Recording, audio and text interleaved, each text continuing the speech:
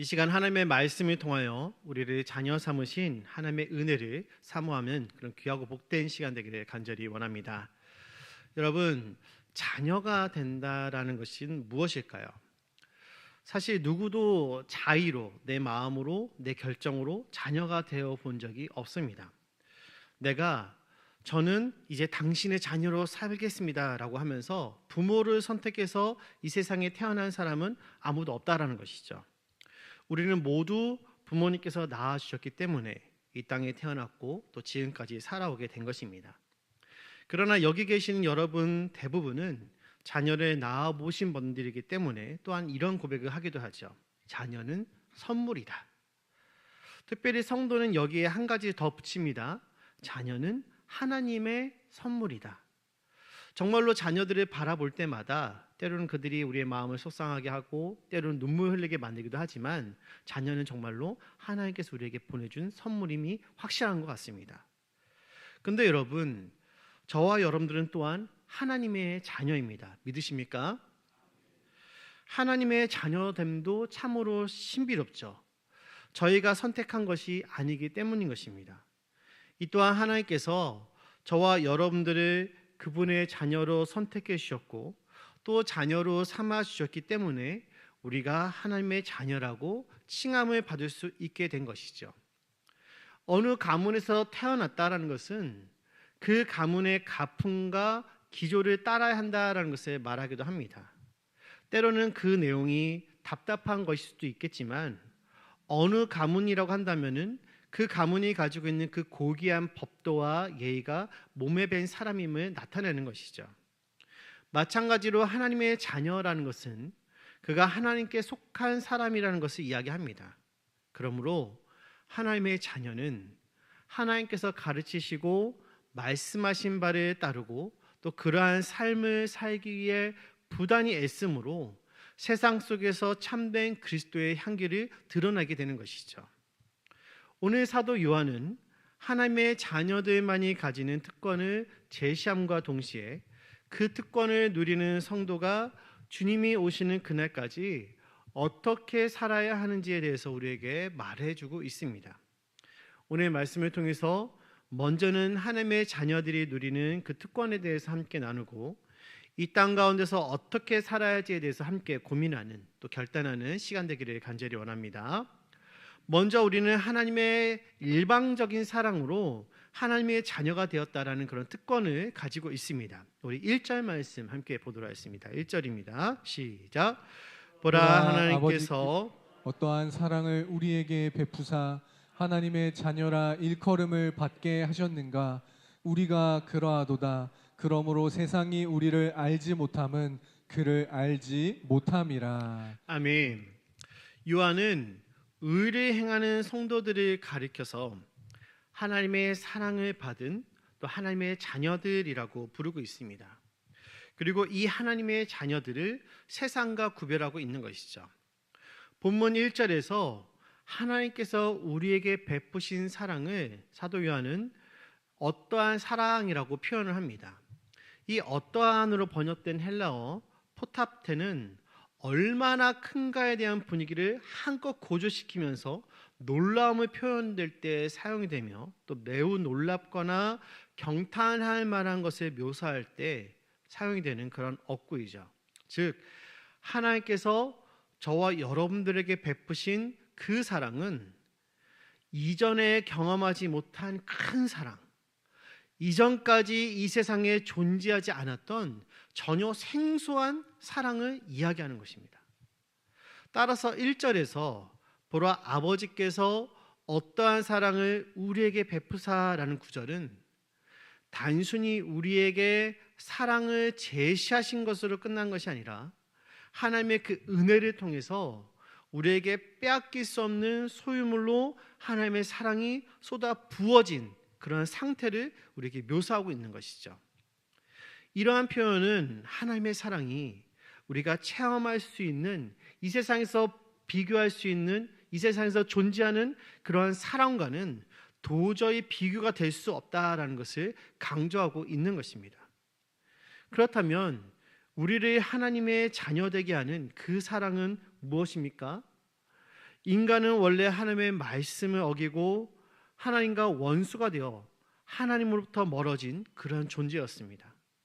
인간 스스로는 이 소원한 상태를 회복할 수가 없었기 때문에 하나님은 자기의 아들을 이 땅에 보내셔서 그 아들을 십자가의 화목제물이 되게 하심으로 인간과 화해하게 하셨던 것이죠.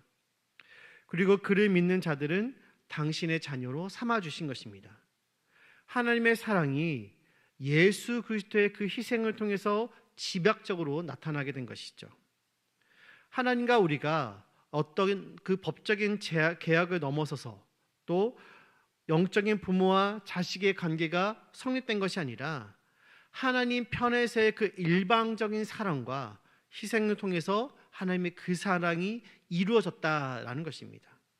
사도 요한은 이렇게 인간으로서는 이해할 수가 없는 하나님의 그 일방적인 사랑에 감격을 하고 있는 것이죠.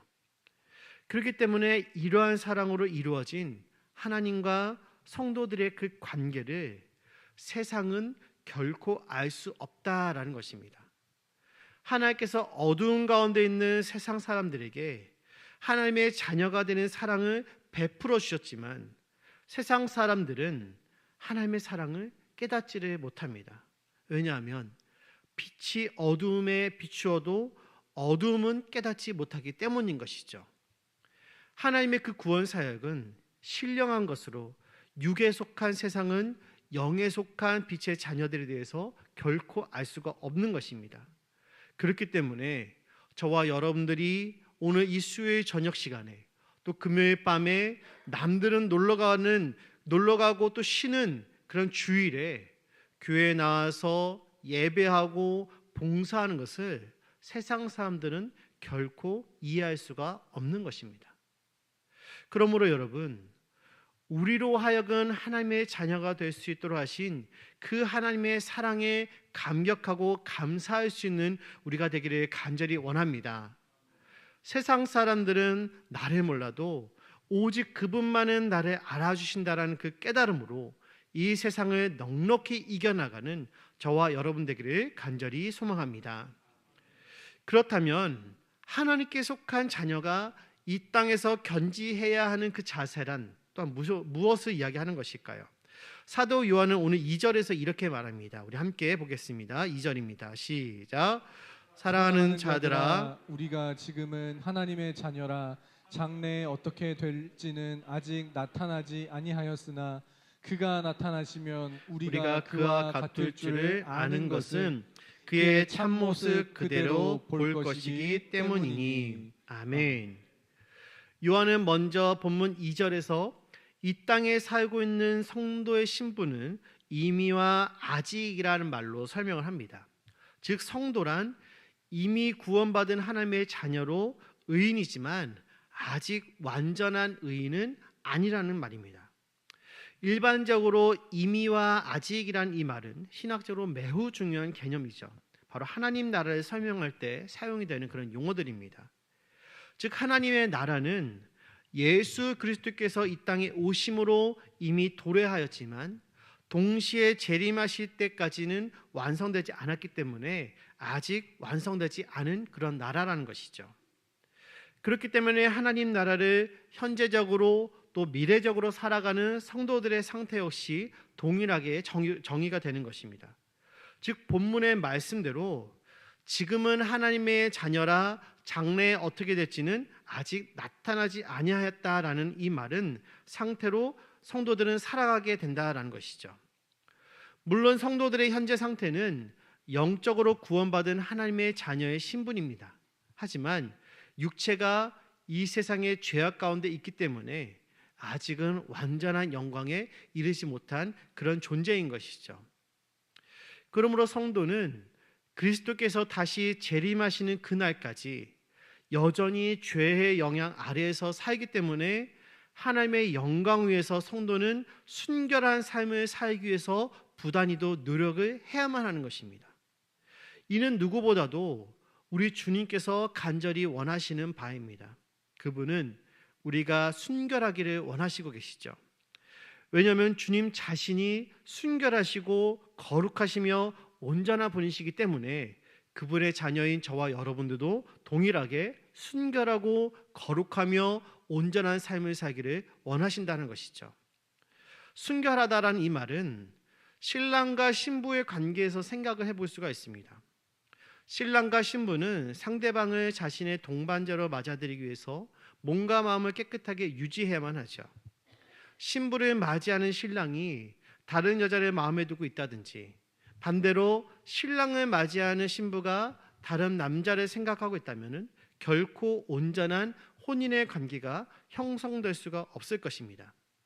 마찬가지로 이 땅을 살아가면서 신랑 되시는 그 예수님을 기다리는 신부들로 비유된 그런 성도들 역시 그분을 맞이하기 위해서는, 신랑 되신 예수님을 맞이하기 위해서는 자신의 몸과 마음을 성결하게 유지해야만 하는 것이죠. 그런데 일반적으로 순결하다라는 이 말은 죄를 짓지 않은 상태를 의미합니다. 그러므로 주님이 다시 오실 것이다라는 그 희망과 기다림에 가득 찬 성도는 결코 이 세상과 짝이 되어서 죄를 지으면서 살아갈 수가 없는 것이죠. 이는 오늘날 우리 성도들을 향한 선언인과 동시에 또 명령인 것입니다. 즉 그것은 주님 안에 거하는 성도들은 죄를 지으면서 살아갈 수 없다라는 선언인과 동시에 죄를 짓지 않기 위해서 날마다 끊임없이 애쓰고 힘써야 한다라는 그런 명령인 것입니다. 그래서 사도 요한은 오늘 본문 6절에서 다음과 같이 이야기합니다. 6절 말씀 함께 보겠습니다. 같이 봅니다. 시작.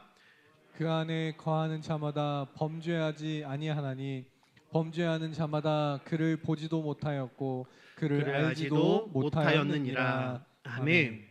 여러분, 사도 요한이 굉장히 강력하게 말하고 있지 않습니까? 그가 이토록 강력하게 이렇게 경고하는 이유가 무엇일까요? 성도라 함은 결코 범죄치 말아야 한다라는 것을 지금 촉구하고 있는 것입니다. 그러므로 여러분, 이 땅에서 순결한 삶을 살도록 애쓰는 저와 여러분 되기를 간절히 원합니다.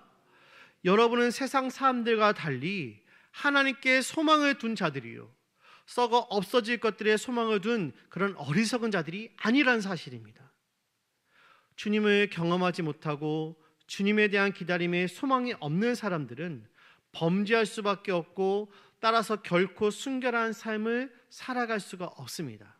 왜냐하면 그들은 하나님이 아닌 이 세상에 소망을 두고 살아가기 때문인 것이죠. 하지만 저와 여러분들 성도는 어떻습니까? 저와 여러분들은 장래의 영광을 바라보는 자들이요, 영원히 없어지지 아니하는 것들에 소망을 둔 그런 자들이기 때문에 이 땅에서 죄를 짓지 않고 순결한 삶을 살아갈 수 있는 그런 하나님이 주시는 능력을 가진 자들이라는 사실입니다. 우리 본문 말씀 3절 말씀 계속해서 보도록 하겠습니다. 3절입니다. 시작. 주를 향하여 이 소망을 가진 자마다 그의 깨끗하심과 같이 자기를 깨끗하게 하느니라. 아멘. 주를 향한 이 소망이 무엇입니까? 다시 오실 메시아 마라나타의 주님을 보게 되는 것이 바로 우리의 소망인 것입니다. 그런데 사도 요한이 그러한 소망을 가진 자들이 가져야 할 것이 무엇이라고 합니까? 그분이 깨끗하시기 때문에, 그분이 순결하시기 때문에 우리도 깨끗해야 한다, 순결해야 한다라고 말하고 있는 것입니다. 시장을 방문한 대통령이 상인에게 악수를 청하게 된다면 그 상인이 제일 먼저 하는 행동이 여러분 무엇이라고 생각하십니까? 아마도 그 상인은 이렇게 할 겁니다. 자기의 손을 깨끗하게 먼저 옷에다가 이렇게 닦는 거죠. 그러고 나서 그 대통령의 손을 잡으려고 할 것입니다. 왜 이렇게 하는 것일까요? 열심히 일함으로 자신 손이 더러워졌기 때문인 것이죠. 깨끗한 손을 가진 사람과 악수를 하려면 내 손 역시 깨끗해야만 하는 것입니다. 더러운 것이 묻은 손으로는 악수를 할 수가 없는 것이죠. 그것은 예의도 아니요 내 양심이 허락하지도 않는 것입니다. 그와 마찬가지로 우리 자신이 더러운 상태라면 주님이 다시 오신다고 할지라도 우리는 주님을 기쁘게 영접할 수가 없는 것입니다. 여러분 한번 상상해 보시기 바랍니다. 우리 주님께서 다시 오신 그날 여러분들에게 친히 다가와서 나와 함께 가자라고 말씀하시며 손을 내미실 때 여러분들은 그 손을 자신 있게 잡으실 수가 있으시겠습니까? 하나님께서 죄를 지은 아담과 하와를 찾으셨습니다. 그때 그들이 취한 행동이 무엇이었습니까? 그들은 숨었다는 것이죠. 하나님의 낯을 피하여 숨은 것이 그들이 취했던 첫 번째 행동이었습니다. 누가 가르쳐 주지도 않았는데 그들은 자신이 한 행동으로 인하여서 거룩하신 하나님의 피에 숨었습니다. 왜일까요? 그들이 했던 그 행동이 죄악된 행동이었고 그 죄악된 행동이 그들의 순결을 빼앗아갔기 때문인 것이죠. 우리 주님이 오시는 그날도 마찬가지입니다. 죄인들은 주님께서 지옥으로 가라고 명하시지 않아도 천국으로 들어가지도 못하고 스스로 지옥으로 들어갈 것입니다. 왜냐하면 자기 자신이 천국에 어울리지 않는다는 것을 너무나도 잘 알기 때문인 것이죠. 그러므로 우리가 그날에 거룩하신 주님을 영접하고 천국으로 들어가기를 소망한다면 우리는 스스로 자신을 깨끗하게 하기를 부단히도 애써야 한다는 것입니다. 그렇다면 우리는 여기서 한 가지 더 질문해 볼 수 있습니다. 어떻게 해야 우리가 깨끗해질 수가 있냐는 것입니다. 이에 대해서 사도 바울은 디모데전서 4장 5절에서 이렇게 말합니다. 제가 읽어드리겠습니다. 하나님의 말씀과 기도로 거룩하여 짐이라. 아멘. 사랑하는 성도 여러분, 우리가 깨끗하게 되는 길은 말씀과 기도 외에는 없는 줄로 믿으시기를 바랍니다. 말씀은 심령의 거울입니다. 따라서 말씀을 가까이 하면 자신의 부족을 발견하게 될 뿐만이 아니라 앞으로 나아갈 길을 교훈받게 되고 또한 깨닫게 되는 것이죠. 그러나 이것으로는 부족합니다. 교훈을 받고 깨달은 바를 실천하려면 반드시 기도가 필요하다는 것이죠. 설교 시간에 말씀의 은혜를 받았다 할지라도 기도하지 않으면 그 말씀이 공수표가 되는 것입니다. 말씀대로 살아갈 능력이 내게는 없기 때문인 것이죠. 따라서 우리가 말씀을 붙잡고 기도함으로 하나님의 능력을 구해야만 하는 것입니다. 말씀과 기도는 수레의 두 바퀴와 같은 것이죠. 말씀과 기도의 훈련이 잘 되어 있을수록 이 두 바퀴는 점점 커지게 됩니다. 그러므로 한쪽으로 치우쳐서는 안 되는 것이죠. 말씀만 집중하면은 가슴이 냉랭한 지성주의자가 될 수 있습니다. 이런 성도들은 바리새인처럼 다른 이들의 그 삶을 하나님의 말씀으로 지적하는 일들에만 몰두하게 되죠. 기도에만 집중해서도 안 됩니다. 이런 성도들은 신비주의자가 될 수 있는 것이죠. 그래서 기적과 이적만을 바라면서 잘못된 신앙으로 변질될 수가 있는 것입니다. 그러므로 말씀과 기도 둘 다 잘 훈련이 되어야만 하는 것입니다. 그래야 성도의 삶 속에 어떠한 역경과 시련이 닥쳐와도 능히 이겨낼 수 있는 힘이 우리에게 생기는 것이죠. 건강한 신체를 가지기 위해서는 헬스장에 가서 열심히 운동하면 됩니다. 육신의 근육을 키우면은 건강한 신체를 가질 수가 있죠.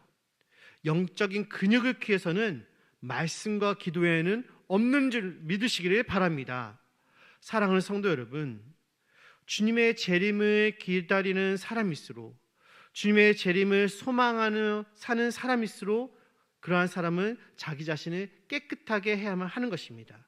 그래야 그 소망이 의미가 있는 것이죠. 그러기 위해서는 성도는 말씀과 기도로 자신을 거룩하게 해야만 합니다.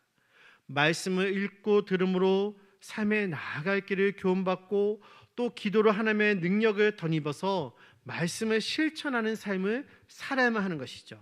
그리할 때 우리는 자신을 깨끗하게 할 수가 있는 것이며 주님이 다시 오시는 그날 담대히 주님 앞으로 나아가 주님을 영접하고 그리고 더불어 천국으로 들어가며 주님과 같이 영원하게 되어 하늘의 복을 누리며 살아갈 수가 있는 것입니다. 이러한 복된 삶을 누릴 수 있도록 저와 여러분 모두가 자기 자신을 깨끗하게 하여 하나님께 속한 자녀로서의 삶을 온전히 살아갈 수 있기를 간절히 소망합니다. 이제 말씀을 정리하도록 하겠습니다. 순전한 기독교라는 역작을 쓴 C.S. 루이스는 이러한 말을 남겼습니다.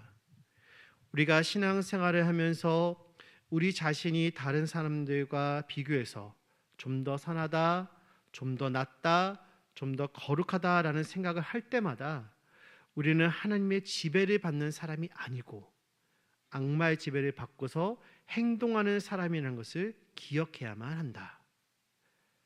하나님은 내가 거룩하니 너희도 거룩하라 라고 말씀하셨습니다. 그러나 죄인인 인간은 자신의 거룩함, 자신의 성결함, 자신의 그 순결함을 다른 것으로 비교하는 것이 아니라 바로 다른 사람과 비교하면서 그 위에 있는 것만으로 내가 저 사람보다는 좀 낫지, 내가 저 사람보다는 조금 더 위에 있지, 내가 저 사람보다는 말씀 조금 더 읽고 기도 생활 조금 더 많이 하지, 그러니까 나는 순결한 사람이야, 나는 거룩한 사람이야, 나는 온전한 사람이야 라고 판단하면서는 안 된다라는 것입니다. 우리의 기준이 어디에 있어야 됩니까? 우리의 기준은 절대로 흔들리지 않는 바로 이 하나님의 말씀밖에는 없는 줄로 믿으시기를 바랍니다. 우리가 그 살아있는 하나님의 말씀을 기준으로 삼아 그 말씀에서 벗어나지 않는 온전하고 참된 삶을 살아갈 때 하나님께서 기뻐하시며 하나님께서 칭찬하실 수 있는 그런 거룩한 삶, 참된 성도의 삶을 살아가게 될 줄 믿습니다. 그래야 해서 예수님께서 우리에게 말씀하셨던 것처럼 너희는 빛이라, 너희는 소금이라 말씀하신 그 정체성대로 살아감으로 온 세상 가운데 참된 복음의 빛을 비추는 저와 여러분들 그런 삶을 살아갈 수 있기를 간절히 소망합니다. 함께 찬송